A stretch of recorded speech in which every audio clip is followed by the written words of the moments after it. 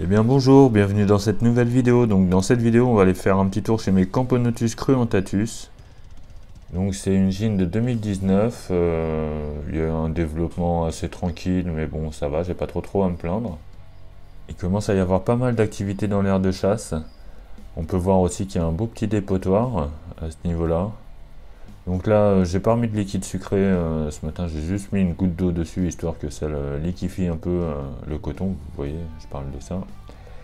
Il n'y a pas d'abreuvoir parce qu'en fait ce nid là est beaucoup trop bas au niveau de la hauteur comme ça, tac, de là à là c'est beaucoup trop bas, donc soit faut que je fasse un petit tube à essai, enfin voilà, je vais pas trop m'embêter parce qu'en fait je vais bientôt changer de nid et je pense que je vais réserver ce nid là pour les Camponotus mican qui commencent à se développer. Bon là pour l'instant il n'y a que 5 ouvrières donc je vais attendre encore, mais elles, soit je vais leur refaire un nouveau nid, soit je vais utiliser un nid.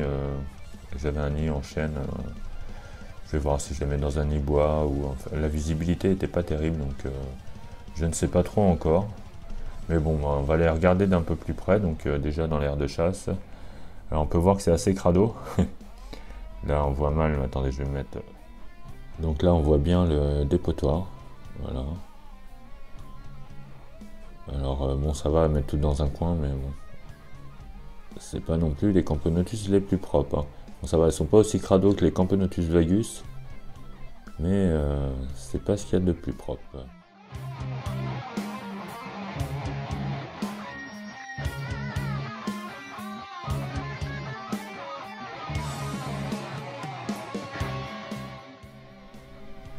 Alors je viens d'éclater deux petites mouches là qui volaient dans le salon, donc on va pouvoir voir un peu comment elles chassent. Bon, c'est des mouches mortes, hein. Alors celles-ci je les ai pas passées au congèle parce qu'elles sont toutes fraîches.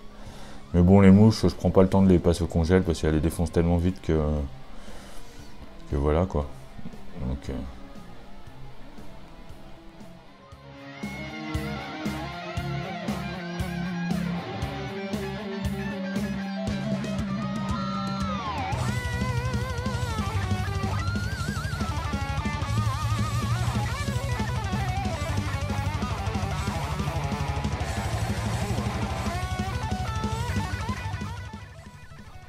bon bah je les laisse chasser tranquillement, vous pouvez voir qu'elles sont un peu folles quoi, elles ont limite peur, mais bon elles attaquent quand même. La mouche c'est à moitié réveillée là, donc elle se méfie, mais bon elles vont la voir, hein. On peut voir que ça se regroupe de plus en plus quand même, maintenant elles commencent à être beaucoup moins timides. Bon on va aller se rapprocher, on va essayer de voir la gine ici.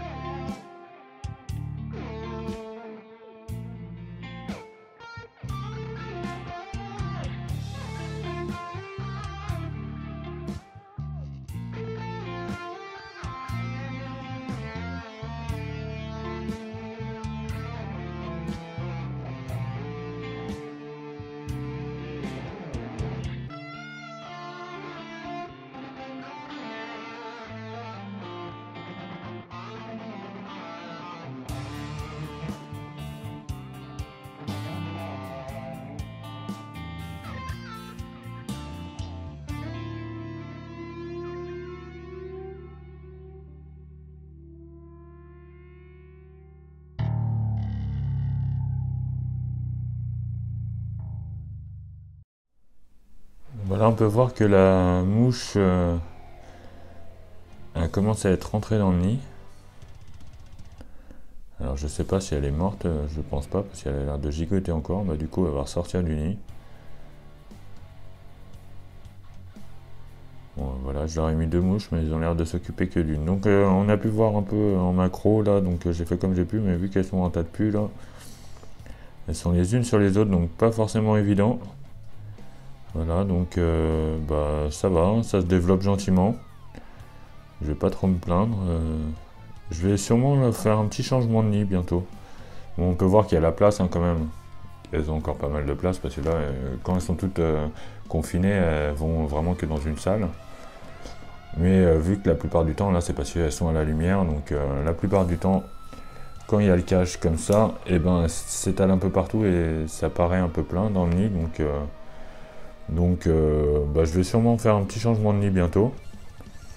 Alors, on me demande souvent pour mes images macro, j'utilise ça, que je mets sur mon iPhone. Donc j'ai l'iPhone 11 et puis ça, voilà. Donc ça se met sur la lentille en se pinçant comme ça. Bon, je pense que la plupart d'entre vous connaissent. Donc voilà, bon bah ça c'était pour mes Camponotus cruentatus, donc je vais les remettre en place et je vais vous dire. Donc voilà, les Camponotus cruentatus sont en place, donc voisine des Camponotus herculanus et Liniperda que je vous ai montré dans la dernière des vidéos. Tiens, j'ai oublié de remettre le couvercle. Bah, ça c'est un petit couvercle comme ça, c'est comme pour elle, hein, c'est pour éviter qu'elle sauve. D'ailleurs j'ai souvent une cruentatus qui est arrivée sur ce plafond là parce qu'elle passe facilement la barrière d'anti-évasion. Bon, donc je fais attention, mais bon, je vais bientôt les changer de nid. Alors, bah, je vous remercie d'avoir regardé cette vidéo, voilà, donc bah, je vous dis à bientôt. Je sais pas ce que je vais faire la prochaine fois, peut-être un petit gros plan sur mes Camponotus sylvaticus, qui commence un peu à se développer, là, enfin, il y a des naissances.